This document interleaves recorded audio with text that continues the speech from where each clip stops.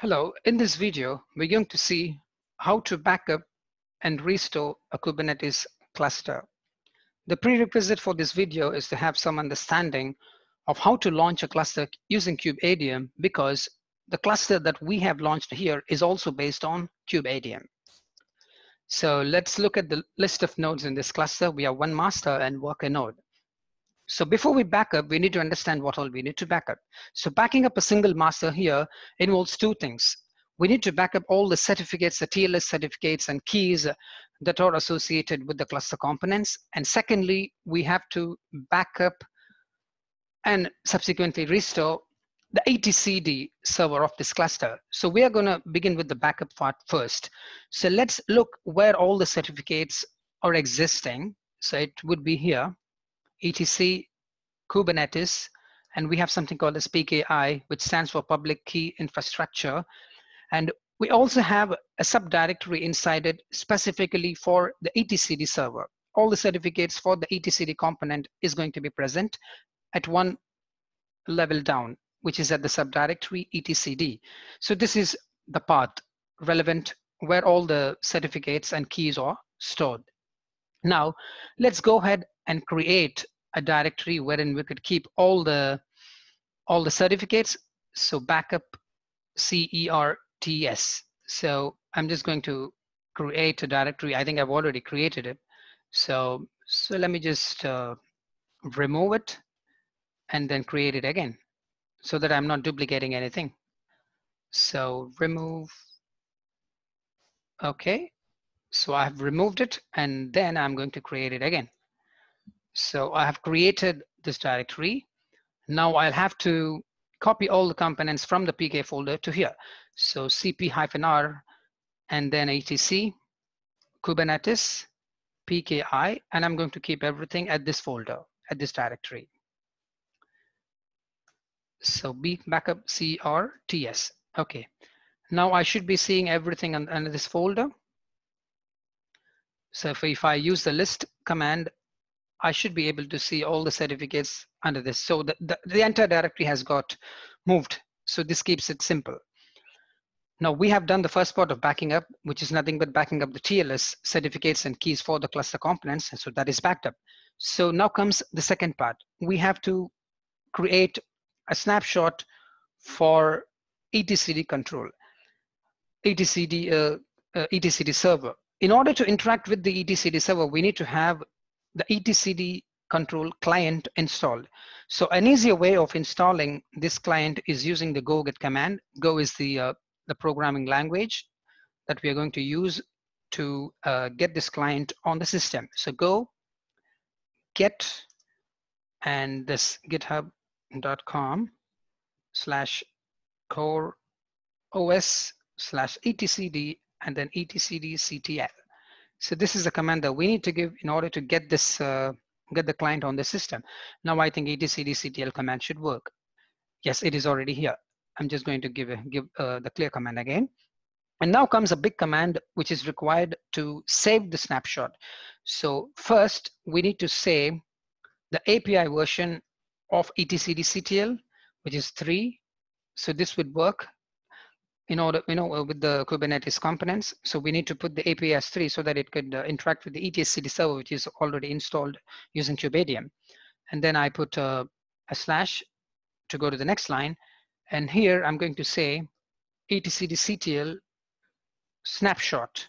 This is the real command that will actually create the snapshot for us, and the path where we need the snapshot. The path is already created. The directory was already created, and inside this directory, we're gonna give a name for the file. So we could give something like snapshot.db. So this is a name for the file. We can give any name that we want. Okay, now comes the next line. So at the next line, we're gonna say the endpoints. The endpoints is nothing but the URL at which the etcd server is actually running. So this is going to be this. 2379 is the default port, and 127.0.0.1 stands for the local host's IP, which is nothing but the master on which we are issuing this command right now. So endpoints is also given. And after that, we need to say the CA certificate. CA CERT is equal to the complete path. So it should be like this: PKI, etcd, and then we have something like ca.crt. We can also, I think, use a tab for auto completion. And then comes the certificate. The first one was the CA certificate, and the next one is just the TLS certificate. So this is again at the same path, but the file name would be a bit different. So PKI, etcd, and after that we have something called as a health check client, and .crt for the certificate, and one other line to finish this command, which is the key, the TLS key. So we need to give all this in order to take a successful snapshot of the etcd server. So key is equal to, again, we have got etc Kubernetes, same path, PKI, etcd. The final file name is going to differ, which is going to be healthcheckclient.key. So that's it. We have given the command. The first section of the command is for the version, which is 3. Secondly, we are going to say the snapshot save to actually take the snapshot and save it at the path that we are specifying here with the file name snapshot.db. And then we are saying the endpoints where the etcd server is actually running. So this is going to be the typical IP and port number in case you have a single master that was, and the cluster was launched using Kubeadm. Then you have the path for the CA certificate, TLS certificate, and the TLS key for the etcd server. All these 3 things have to be specified. And now I'm going to hit enter. The snapshot is saved. So let's look at the backup folder, the backup etcd folder, and we should be able to find the snapshot.db file here. So we have created the snapshot of the etcd server also. So we are done with the backup part. We have backed up the certificates and keys for all the cluster components. And secondly, we have backed up the etcd server, and we saved it in the file, which is snapshot.db. Now let's say we wanted to break this cluster. We could use a command, a handy command, which is given by Kubeadm to actually simulate breaking the cluster. So I'm going to issue this command now: Kubeadm reset -f. So when I give this command, the cluster should get reset. So before that, let me see all the certificates are there or not, just to make sure that we have got everything before we break it. So backup, in case if the backup etcd directory was not already there, you'll have to create it. So just one point to add up. So in order to see all the certificates are there, we can use the list command, and we have it. We have already checked it. Here, this is just a double check before we reset it. So Kubeadm reset -f is going to reset the cluster for us. So it is going to take all the configuration from this master. So this is reset now. Now, if you give the kubectl command, you're not going to see anything because it's reset. So the connection is refused. Now we are going to make this command work again. So we're going to recover things back. We are going to restore the cluster by issuing few of the commands. So the first command is what? We have to, first of all, copy all the backup certificates to the path where it has to be, right? So we are going to copy things from here. So backup certificates is the directory where we have kept the all the certificates and keys, and PKI was the folder, and from here we're going to copy everything to this directory etc Kubernetes. So the PKI folder should get actually shifted from here to there. So let's see if it is getting shifted, if it is getting moved, and all the certificates are present at the destination. So this is first step. So if you look at this location, PKI, you're going to see everything back. You just copied them back to the location where it has to be present. So you have restored the certificates and keys. Now you have to restore etcd, the etcd server. So this time the command is going to be a bit simple. So as usual, you need to give the etcdctl API, which is 3, because you're using version 3 on the etcd server also. So you're going to say something like this first. And at the second line, you're going to say etcdctl, and then snapshot, and then restore. Instead of save last time you gave, you're going to give restore this time. And what else? You have to say, you have to specify the file name, the name of the snapshot, which is nothing but the complete path of it, where you have the snapshot. So which is nothing but backup etcd and snapshot. So this is the file. This is your backup file. So the command is going to be pretty simple this time. And that's it. You just give enter. The snapshot has been restored, but it gets restored in a specific path in the master. So where is that path? So this path is nothing but here. If you see here, you have something like default etcd, right? So that is where it is going to be saved. So if you list this directory, let me just give clear once.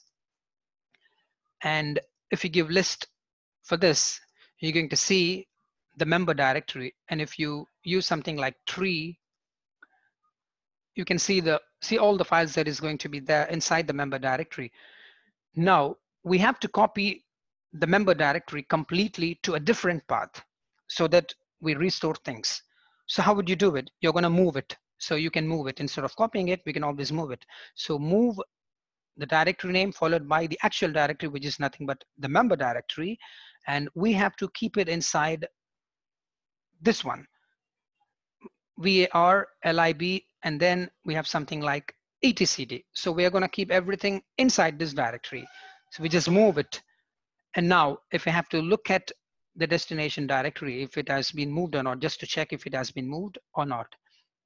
So I find it there.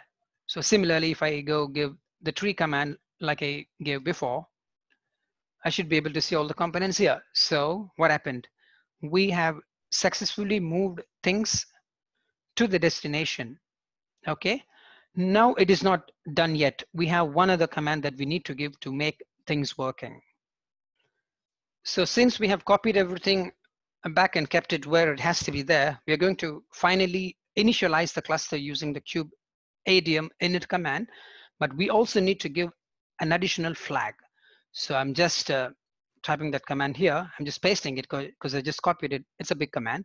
So this is what you have to remember. Ignore pre-flight errors, and you'll have to put this one, dir available, var lib etcd, which means that while the cluster is getting initialized, it should ignore data for the etcd server, and it should take that data from the directory var lib etcd. So in the previous step, we have already copied it to that directory.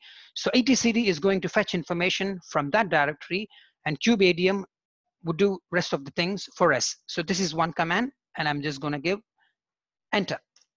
That's it. We'll have to wait for some time, and the cluster should get restored. It can take some time. Okay, so the command has got executed. I had to actually pause the recording for I think 30 seconds or so that this command gets executed. So the command has run, and we don't have to give anything else after this. If it is a Kubeadm cluster, and if you have followed all the steps that we have given from the beginning, you don't have to give anything after the Kubeadm init command. You don't have to give the join command from the node or anything like that. You just give kubectl get nodes, and let's see what's happening now.